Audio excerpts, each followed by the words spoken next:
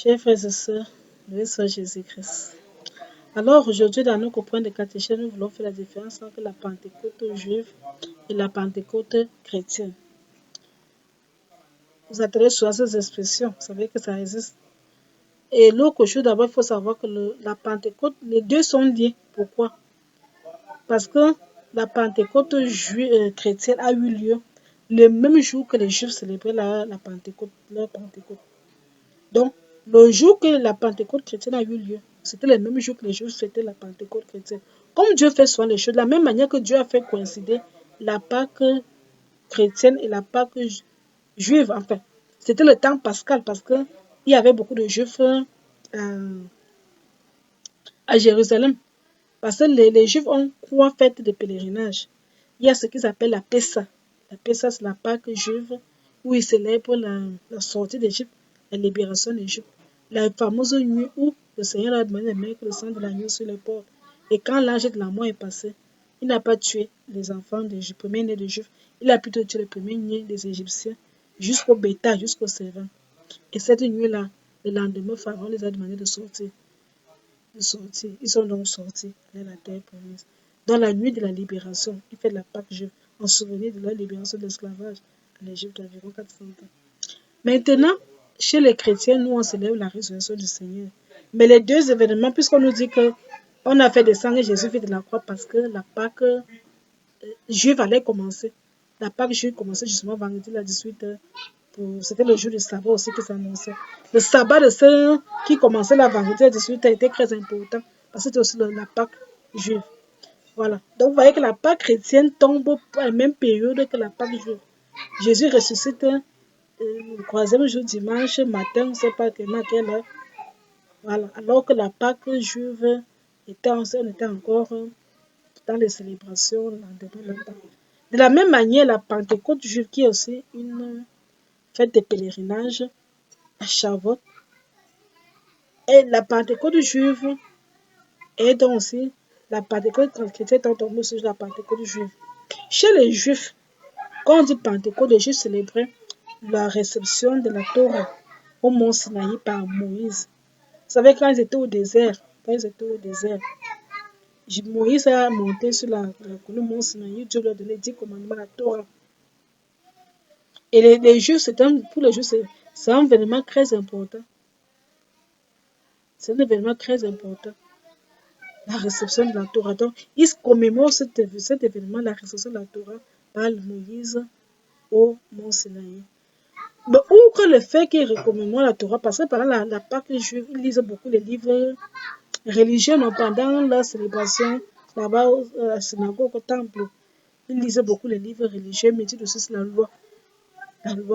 Mais au-delà de ça, il y a parce que la Pentecôte juive tombe aussi pendant il fait des récoltes. Ça tombe pendant les récoltes à moisson. Donc, ils viennent faire des offrandes, non? Les premiers fruits de la récolte. Donc, quand on passe de faire les récoltes chez les chrétiens, ça vient aussi des Juifs. Parce que n'oublions pas que la religion chrétienne naît en Israël.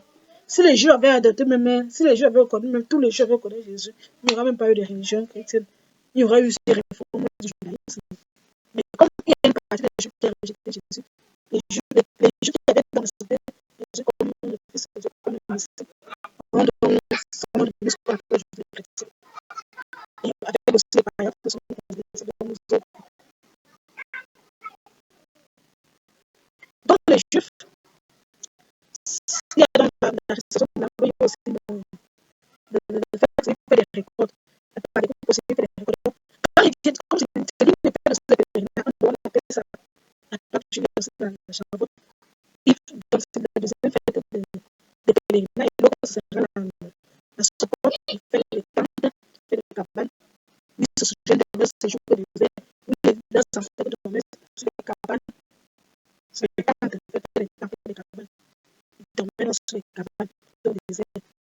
Donc, ce jour-là, les gens reproduisent la même chose. Ils font les cabanes. Ils dorment en fait dans les cabanes. Même dans les bases militaires, on couvre en Israël.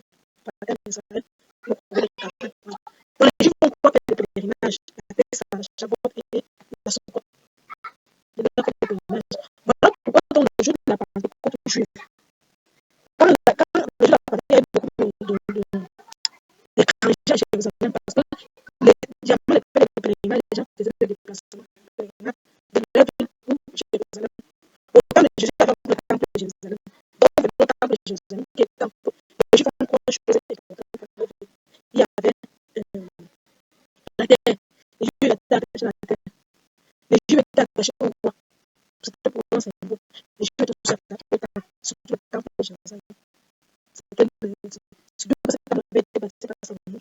Il a été détruit par les Nabucodonosor lors de la déportation, le système de déportation à Babylone. Et puis, on a rebâti le temple sur le temple du roi Perse. Cyrus, le roi Cyrus qui va ordonner. Mais les travaux vont se poursuivre sur le roi Darius. Le temple de Perse, le roi dans le temple.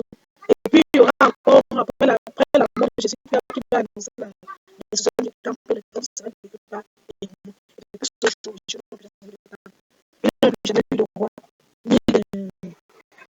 Ils ont rejeté le roi que Jésus a envoyé, ni le temple, ni le roi. La terre, ils ont quand même participé pour nous. Que Dieu veut faire pour nous, pour la terre promise.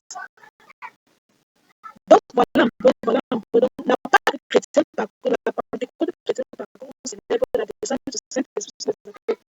Jésus connaît sa propre n'est pas célébré de Jérusalem jusqu'à ce que le paragraphe qu'il avait promis descende, qu'il a enseigné à tout. Pendant 9 jours, c'était au Sénat, réuni avec Marie, la mère du Seigneur, la Vierge Marie, avec la mère des apôtres qui étaient réunis au Sénat. Ils ont fait une fête, tout le monde était une fête. Ils ont prié pendant 9 jours à la table de l'Esprit Saint. Et le 9e jour, on dit donc que l'Esprit Saint est descendu sous la forme de langue de feu. Qui était dans le sang dispersé. Chacun a apparu. Donc, chaque apôtre sur la Vierge Marie, ils ont reçu l'Esprit Saint. Et quand ils ont commencé à parler dans le langue, tous les étrangers qui étaient chacun dans la on dit que Pierre fait un discours inaugurant et historique. Il est qu'il est le Père qui a régné son maître à ce grand apôtre, le chef des apôtres qui est devenu courageux pour parler de Jésus sans avoir commencé à recevoir le Saint-Esprit. Nous faisons la descente du Saint-Esprit sur les apôtres. Et pendant que nous célébrons donc ça, c'est le jour aussi, c'est la réception de la parole. Et aussi, et les deux événements sont tombés le même jour. Dans le même jour, les chrétiens célèbrent la Pentecôte, la naissance de l'Église, parce que c'est le jour de la Pentecôte, l'Église est née de nous officiellement. Même si c'est une church que les chrétiens recevront, les disciples de Jésus recevront le nom des chrétiens. Et c'est le jour de la Pentecôte est né devant l'Église. Donc, la Pentecôte chrétienne, la réception du Saint-Esprit. La Pentecôte juive, c'est la réception de la Torah par Moïse, c'est donc pour choses que nous pouvons partager après on nous conseille que